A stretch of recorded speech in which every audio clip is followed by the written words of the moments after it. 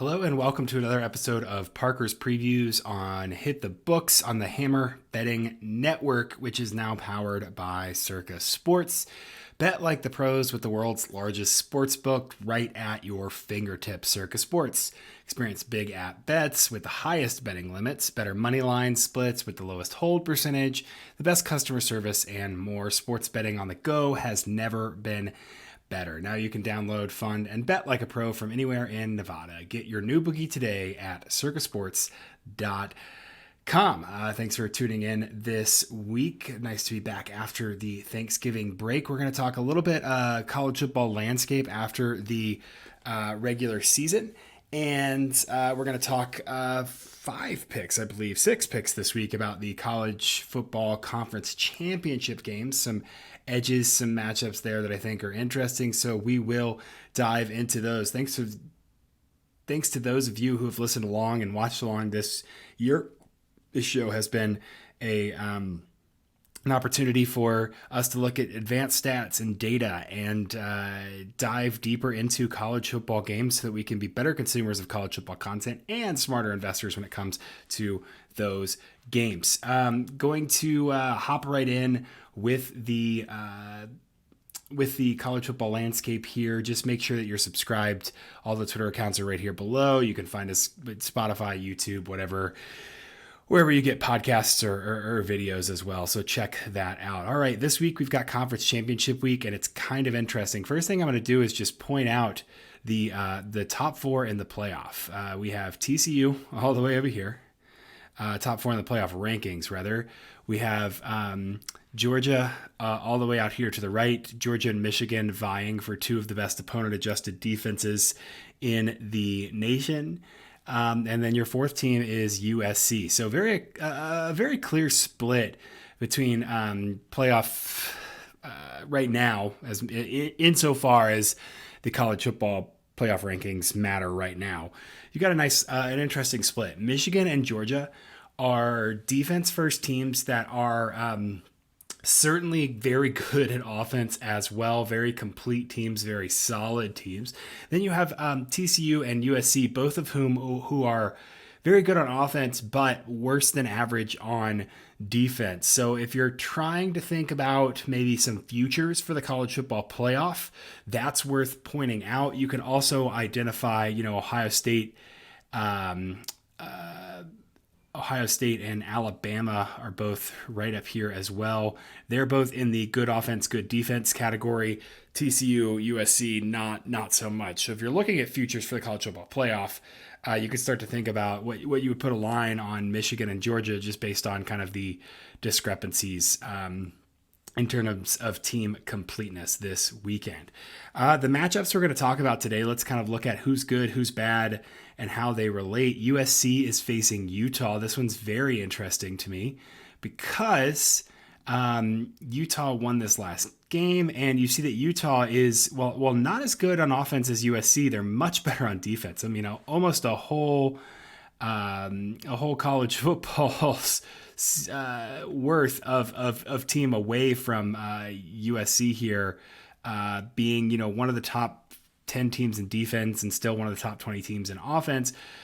So some big splits in the Pac-12 championship game there. We talked about TCU. They'll play Kansas State for the second time. Kansas State was a little banged up the first time they played. TCU squashed them pretty well. Kansas State is looking more like an Alabama, a Texas, even an LSU, a team that's had very good offense, but really excelling on defense there. They and TCU are kind of a nice, interesting matchup of clash of styles, as TCU is offense forward and their defense isn't as good. Kansas State is defense forward and their offense has been better as of late, but isn't as good overall. The third matchup we're going to talk about today is we're going to look at Georgia and LSU. While TCU and Kansas State is the only conference championship with a top 10 matchup, Georgia LSU is really the only conference championship matchup this week with two teams that are in the good quadrant, good offense and good defense, as LSU vying right there with Tennessee for the last quote unquote good team on all sides there, both sides of the ball there. LSU right there in that top quadrant as Well, Michigan will play Purdue this weekend. Michigan, of course, being one of the best defenses in the nation, and their offense being very good as well. And we could see Purdue is a mixed bag of teams. They're in this gigantic cluster right here of it's like Maryland, Oregon State, Washington State, Mississippi State, Louisville, Notre Dame, Clemson, Wisconsin. It's just kind of this secondary tier of teams where it's like, hey, if something had gone right, you could do a little bit better. Overall, Michigan, playing right there against them.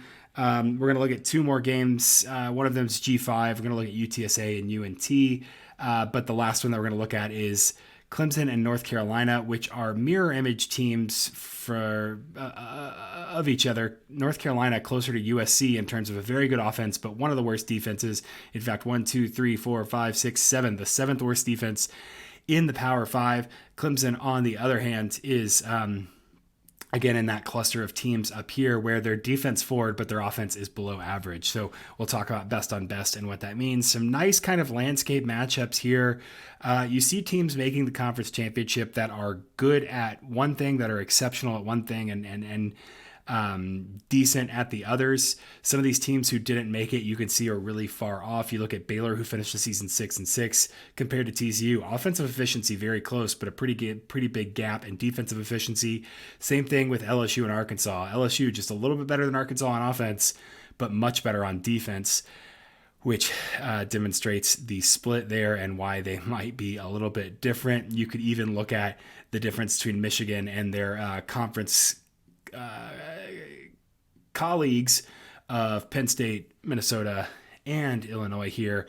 Michigan, all four of those teams very good on defense. Michigan just better enough on offense as to separate themselves overall this season. So that's kind of our college football landscape. It's fun to point out the Colorados and the Stanfords and the Boston College and Arizona State and Vanderbilts that are doing bad, but this is a nice way to say, hey, who's doing well in one side of the ball, who's doing well on who has a severe deficiency, and then you can start to make narratives about teams that are growing, teams that are falling off, and how we go from there. So very interesting to look at. Let's dive into our first matchup. Going to talk Pac-12 championship here. Utah at USC. It's not at USC. It's a neutral site game. Utah is favored by Utah is getting 3 points according to Circa Sports. The total is 66.5. So that's come down just a little bit there. These two teams played together a couple weeks ago, and USC came up short. They had the ball, gave up a touchdown at the very end to a 2-point play that really put Utah over the edge, and then USC couldn't get in field goal range to win. This game was pretty close, but a couple things happened. One, Utah missed a field goal on the second drive, and two, they fumbled the ball after a 72-yard drive. So they have 1st and 10 at the USC 11, got down to the goal line, and a fumble. So USC has had absurd touchdown turnover luck. No different in this game. That right there is giving Utah's 4.84 points per quality possession, right? That right there is an expected 2.5 points per possession. We'd expect them to get somewhere in the range of 5 to 6 points on those two possessions where they were down at the goal line and they got 0 in a game they lost by 1. So arguably, Utah outplayed USC. I believe they had a positive success rate the last time. And the numbers show this, just again, these raw numbers show this being very, very close. I think when you look at these two teams, you see teams that are a tale of kind of two styles. One, Utah, very balanced. Their defense was very poor early in the season. They've gotten a lot better as the season's gone on. They're now up to 21st in defensive EPA per play. They're 21st in offensive EPA per play. USC, on the other hand, is extremely imbalanced. As we saw in that last graph, they're over there in that top left quadrant where they have a very good offense, the second best offense according to EPA per play. And they're 111th in defense, according to EPA per play. One thing to note that's particularly interesting is that USC's offense, second in efficiency, third in success rate. So they're moving the ball very well, and they're very explosive, right? That's a great combination. Utah, though, defense 21st, so limiting explosiveness in EPA per play, but they're 54th in success rate, specifically against the run. They've gotten really, really hurt in that running game, and they're allowing a lot of success. So that is worrisome for me when you look at how USC moves the ball. They can be very successful, and those successful plays are only going to give them bigger opportunities to get those big plays, to break off those touchdowns as well. So Utah, a little bit more balanced, but I think that what we're going to see here is a USC team that's going to be able to move the ball consistently, be in good quality ahead of the chain situations, and they're going to be able to finish drives very well. USC is generating a quality possession, second best rate in the nation, 74.6% of non-garbage possessions in a quality possession, and they're averaging 4.85 points per quality possession. On the season, USC's offense, 42.5 points per game. Utah's defense is at 20.1 points per game. And so we can see a split. USC is going to score. And the question comes down to, what can USC's offense do against Utah? So last time they played, Utah outplayed USC, and it could have arguably been worse with that fumble and that missed field goal, but it was a 1-point win. USC's had insane turnover luck. I think that USC's defense has been playing a little bit better against the worst competition in the last 5 games. If you look at this, they have some common opponents, and transitive property doesn't mean much. Both teams beat Colorado by double digits, absolutely embarrassed them. Both teams handled Arizona, although Utah was able to pull away, and USC let Arizona stick around for a little bit. So both of these teams are playing really well down the stretch. Utah 4-1, USC 5-0 in the last 5, and certainly looking for playoff aspirations here from the Trojans given their ranking. And so I have this number very, very close. I like USC -3 as the favorite here. One, it's very hard to beat a team twice. And so I don't know that in this matchup, Utah is going to win. And I don't know that I feel like Utah got all of the breaks it was going to get and still could only win by 1. They had two scoring opportunities, but they didn't do anything. And I think that while the Utah offense has gotten a little more consistent, this USC defense has also gotten a little more consistent, does really well with turnovers as well. And Utah is in a position where I think they're going to be holding on for dear life against this USC offense. So I'm going to ride with the Trojans -3 as my first pick this week. Second game, Kansas State at TCU, again, neutral site game. Another rematch. They played last time. Kansas State was super banged up. Game kind of got away from them. They were pretty chaotic in the first half with Will Howard, who, although fans at the time insisted he was bad and that was why they were losing, is actually a pretty decent quarterback. That is at 2.5 for TCU. Right now, a total of 62.5. So not much line movement there. I think these teams are almost dead even. Yes, Kansas State is 31st in EPA per play. TCU is 13th. When your opponent adjusts that, you get TCU at about 8, and you get Kansas State at about 13. So a nice matchup between two very solid teams, two very balanced teams. Kansas State 41st on offense, 39th on defense. That's certainly better as of late. TCU 14th on offense and 49th on defense, which has been, again, better as of late. TCU last week just absolutely embarrassed an Iowa State team that, for whatever it's worth, Kansas State only scored 10 points against. Excuse me, and arguably could have lost. Both teams are doing very, very well down the stretch. TCU 5-0, and 3 of those 5 wins were by double digits. Kansas State is 4-1. Their one loss was to Texas at home, but the rest of those wins have all been double-digit wins as they've blown out Kansas, West Virginia, Baylor, and a depleted Oklahoma State team. So kind of a nice groove rolling there for Kansas State. They're averaging 33.4 points per game, allowing 19.4. TCU is averaging 41.3 points per game and allowing 24.5. as you can see, the efficiency and the points really line up there overall. What this looks like is an interesting matchup of explosiveness. Both offenses relatively worse in offensive success rate than they are EPA. So Kansas State, 55th in offensive success rate, TCU, 58th in offensive success rate. Compare that to, their EPA per play. What that tells me is they're not moving the ball very consistently. They're running the ball, they're getting little chunk yards, and then they're hoping for the big play. Both of these offenses are built off of, can I get the big play? Deuce Vaughn, almost 1,300 yards for Kansas State rushing this season. Kendre Miller, 1,260 for TCU. Just behind him, those two guys are shot for shot two physical and explosive running backs. We'll see them featured prominently here.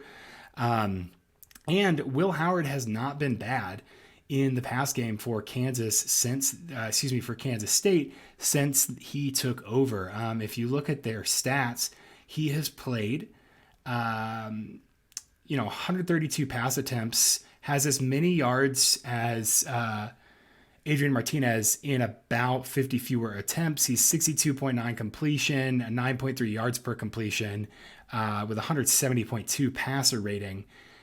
He's nowhere near the rushing threat that Adrian Martinez is. So having him in kind of reduces the dimensionality of the Kansas State offense, but he's very good downfield. We've seen this TCU team be tested downfield, specifically in the passing game. Kansas State is 23rd in EPA per pass offense. TCU is 64th in EPA per pass defense. So definitely some opportunities to be exploited there. On the other side, Kansas State's defense excels at what TCU excels at. They're 31st in EPA per pass defense compared to TCU, 15th in EPA per play on offense. And so what we have is a really nice kind of best on best situation where, again, one team is one team's cruising, looking to play for the playoff. The other team maybe looking to play spoiler, maybe looking to get a little bit of revenge for an earlier matchup. Either way, I have this projected as almost a dead-on flip, 53% win probability for TCU, 46 for Kansas State, and by about 1.6 points. Given how TCU has played good teams this season, if we go look at their schedule, they're 12-0, and they have 5 ranked wins with an opportunity to get a 6th now. Yep, 5 ranked wins, an opportunity to get a 6th, another one against top 10. But if we go look, the Oklahoma game was a blowout. That's different reasons. Kansas, they won by 7. Oklahoma State, they were down. They won by 3. Kansas State, they won by 10 after being down by 3 scores. And Texas, they won 7-0. They play these teams close. I think that this is going to be a high-scoring game. I have the total right at where it's listed, about 62.5, slightly favoring an under there. But I think that this could be a situation of last team scores. So I'm going to go with my official, or last team who scores wins. I'm going to go with my official play this week as Kansas State plus 2.5.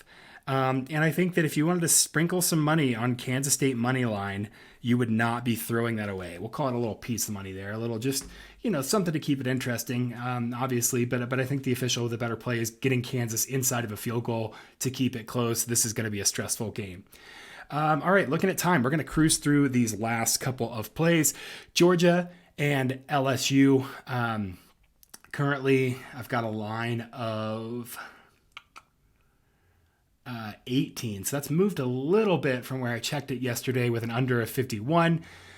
I'm still going to take Georgia here. I'm going to ride with them. I think that they have had a are we bored or are we not kind of back and forth offense investment all season. They have kind of turned into the flying death machine here as of late. They are 3rd in EPA per play margin, up to 15th in offense, 2nd in defense.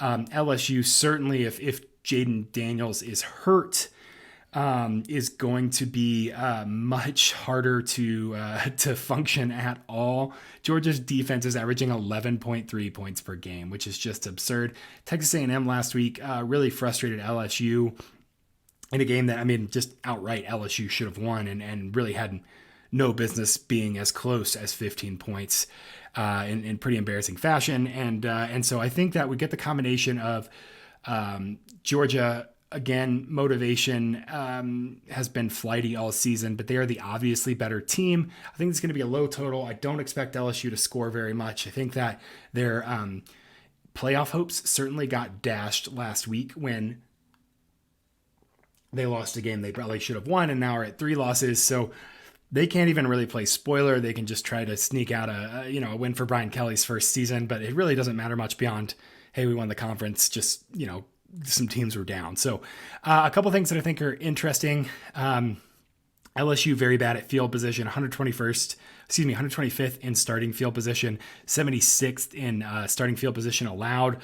That speaks to one, special teams and turnovers going in their opponent's favor, which is only going to help with Georgia. One thing to look at, LSU's defense very bad in early down, or very okay at early downs, 46th, but pretty bad on late downs. They're 60th in third and fourth down success. So even if they can kind of get in Georgia's face early on, Georgia with those running backs and those tight ends is going to have all kinds of weapons to be able to extend drives here. I expect this to be a low scoring, a grueling game, and I'm going to take Georgia to cover in their final SEC game of the season as they go to win back-to-back conference championship.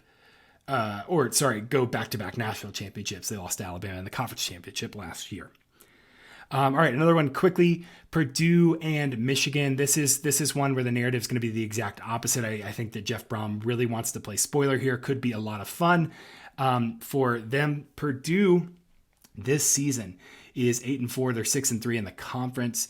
And they've won 3 straight against a very good Illinois team, an Illinois team that took Michigan to the wire. And then some kind of annoying wins against Northwestern and Indiana where they took care of business. Michigan, huge emotional letdown spot from last week. They've had a really rough go of it. They had an Illinois game that, due to some injuries, really was close and was very hard for them. And then Ohio State, of course, they pulled away. So a little bit of an emotional letdown here on a neutral site of the Big Ten championship game. I expect Michigan to win this straight up, but I'm going to take Purdue to cover. Particularly, I like what Purdue's defense has done. They're 41st in the nation, and they're 35th against the rush. So they are a little bit better in rush defense, and Michigan's offense obviously plays with a lot of with a lot of rushing. They're 113th in rush rate over expected. They want to run the ball. Michigan's health is another huge concern here. They're going to do as little as possible to win, to try and stay healthy for a national title run in the playoff. So I expect Purdue, Aiden O'Connell, to make a little bit of noise here and keep this thing close enough when Michigan takes the foot off the brakes that they can cover. So give me Purdue as the underdog. 2 more. We're going a little bit of speed round here. 1, North Texas UTSA. Give me the Road Runners. North Texas struggling with some health down the stretch. Their offense is very good, 29th in EPA per play, but their defense is putrid. UTSA in both facets of the ball is similar but better. They're 10th in offensive EPA per play, 80th in defensive EPA per play. Look at the third and fourth down success for UTSA. They are 5th in third and fourth down success on offense in the nation. North Texas is 116th on third and fourth down success on defense. UTSA is going to get a ton of opportunities. They played earlier this season, and it is hard to beat a team twice, but I do think that UTSA is trending the right way. I'm going to go with the Roadrunners and their high ceiling offense, their very efficient offense, to take 8.5 points. Let me check and make sure that's the best line that I can get. Circa has it at 8.5. Yep. So we're going to take them at 8.5 as long as we're staying underneath 10. Doesn't matter to me. A good line there. Lastly, we're going to look at a team that's awful on offense and great on defense, and a team that's great on defense and great on offense and awful on defense. North Carolina and Clemson, 2 teams playing just for pride here, just for the conference championship. UNC is a team I was dead wrong about coming into the season. I knew their defense would be bad. They've really gotten some good bounces. And won a couple games that I think arguably they should have lost. I had an under 7.5 ticket on them. And when you look at their schedule, they're 9-3 in the regular season. And they had 1, 2, 3, 4, 5 one-score wins. 5 one-score wins. So if they had just gone 2-3 in those, I would have been a little bit better on my ticket there. But that's sometimes how the bounces go. And when you're a well-coached team and have an high offense, it's good for them to win. So things that I think are really important is that UNC is going to be able to get Clemson behind the chains on early downs. That's where UNC struggles on defenses in early downs. They're 123rd EPA per play, but Clemson is 65th in early downs EPA per play. So they're going to be behind the ball there. Clemson's offensive success rate is so low. They're 83rd. So, I mean, UNC's defensive success rate allowed is 106, but Clemson's not going to be able to get this sustained movement against a defense. It's not like, oh, they've played tough opposing defenses and that's what's really limited their offense. Their offense just doesn't function right now as designed. And so that's what's going to be really hard for Clemson. I think, again, a clash of styles. UNC 35th in rush rate over expected, Clemson 93rd. So Clemson will be running the ball a lot. UNC is relatively better against the run. And I think North Carolina wants to make this a shootout. I think they can absolutely run that total up and keep this thing within a touchdown. So I'm going to ride with UNC +8. Let me make sure again. These are the best odds. UNC 7.5. Ooh, I like it even more. It's moved in my favor, and the total 63.5. So I would take Clemson, and again, I'd be inclined towards an over here. I think this gets weird. So, thank you so much for listening today. I'm running up against time, so I was going a little fast there. But we had 6 plays today. We'll put those in the description in the comments if you want. We're going to go with USC -3, Kansas State 2.5 with a bonus Kansas State money line just if you want to have some fun. Georgia -17, Purdue +16, UTSA -8.5, and UNC +7.5. This week, if you get it at 8, all the better. See it at 8.5. Some places might even snag that as well. Thanks so much for listening to Parker's Previews, part of Hit the Books on the Hammer Betting Network, which is powered by Circa Sports. Bet like the pros with the world's largest sports book right at your fingertips. Circa Sports. Experience big app bets with the highest betting limits, better money line splits with the lowest hold percentage, best customer service, and more. Get your new bookie today at circasports.com. Enjoy the games this weekend. I hope all your bets cash, and we'll be back talking about bowl games